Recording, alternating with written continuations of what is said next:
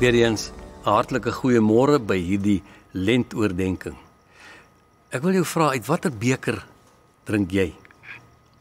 Die teks wat ek vir jou voorhou, toe die tyd vir Jesus se hemelvaart naderkom, was hy vasberade om die reis na Jerusalem te onderneem. Hy het boodskappers voor hom uitgestuur en hulle het vertrek. Kom uit Lukas 9, dis vroeg in Lukas, hou dit in gedagte. Hou nou ook in gedagte dat hierdie teksgedeelte afspeel voor die kruisgebeure.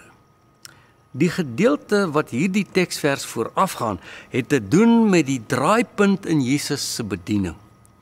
Pas het sy 3 binnekring disippels saam met hom die verheerliking op die berg beleef. Wat 'n gebeurtenis. Dit moes verstommend gewees het om te ervaar dat 'n wolk hulle toevou, dat Jesus amper deursigtig helder wit geword het. Die heerlikheid van die Vader het hom oorklee en toe die stem van God, dit is my seun, die uitverkorene. Luister na hom. Jesus het geweet die dringendheid van sy missie verhoog.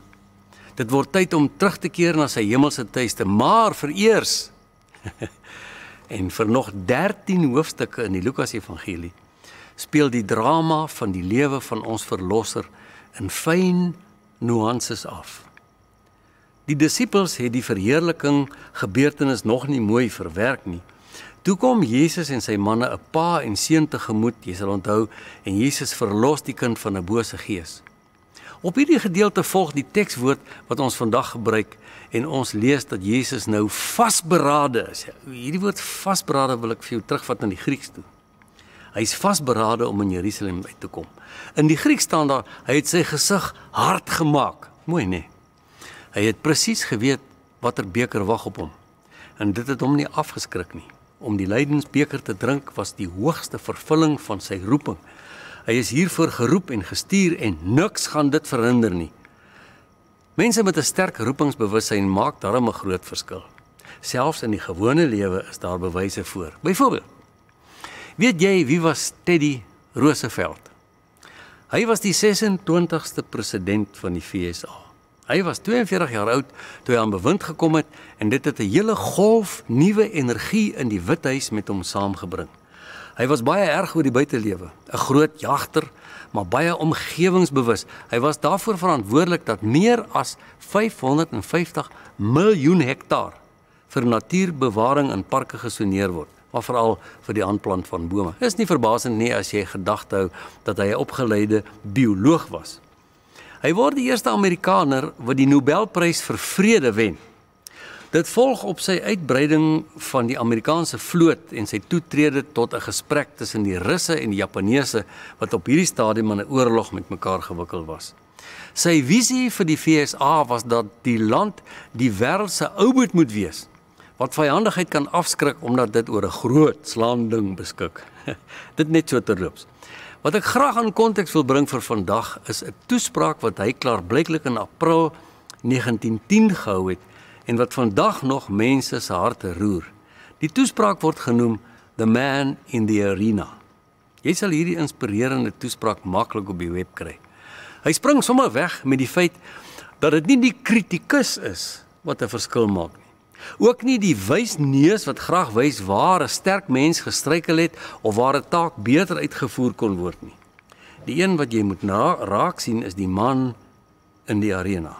Sy gesig gekoek in sweet en bloed. Hy is die dapper kryger wat struikel maar weer opstaan. Wat fouteer, maar sy oog op die einde hou. Bereid om uit foute en teëspoed te leer. Hy weet dat slegs harde inspanning die doel bereik. Sy plek is stewig gevestig in waagmoed, nie tussen die koue, kil kritisie wat nie die werklikheid van oorwinning of ooit nederlaag ken nie. Praat van 'n beker drink, nee. Teddy het dit mooi beskryf. Hy sê dit verg moed, inspanning en konsentrasie. As ons nou weer die fokus herstel op die beker wat Jesus op pad was om te drink, dan sien 'n mens hom as die man in die arena. Hy verkondig die koms van sy Vader se koninkryk. Hy maak siekes gesond. Hy voed die wat honger is en hy roep tot terugkeer na God. Die leiers van sy tyd wil nie sy boodskap aanvaar nie. Hulle voel dat hulle alles weet, dat hulle die leiers wat van hulle verskil, deur 'n kritiese lens moet beskou en aan die kaak stel. Hoe meer bekend Jesus word, hoe groter word die antagonisme en kritiek, selfs haat. Sy binnekring spaar hom ook nie. As hulle persoonlike ambisies uiteindelik die beker is waaruit hulle wil drink. Onthou jy die keer wat Johannes en Jakobus met hulle ma na Jesus toe gekom het, so vertel Matteus vir ons in sy 20ste hoofstuk, en gevra het of hulle dalk eendag wanneer sy koninkryk gekom het, weerskante van hom kan sit, een aan sy linker en een aan sy regterhand. Lekker knus posie, met groot byvoordele. Verstommend, vererg Jesus hom glad nie. Soos hy dikwels gedoen het, antwoord hy met 'n teenvraag. Jesus het geantwoord, julle besef nie wat julle vra nie. Kan julle die beker drink wat ek moet drink? Hulle antwoord hom, ons kan. Na stilte sê hy vir hulle, julle sal inderdaad my beker drink. Ek wonder baie keer of hulle hierdie woorde onthou het na sy opstanding.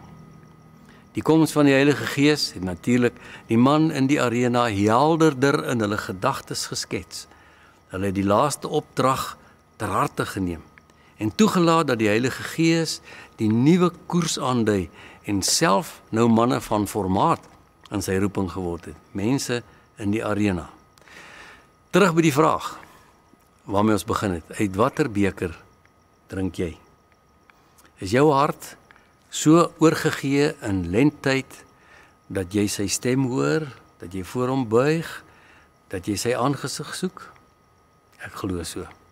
Kom ons doen dit opnuut as ons so 'n oomblik ons harte stil maak en net weer vir die Vader sê, ons is hier om sy beker te drink.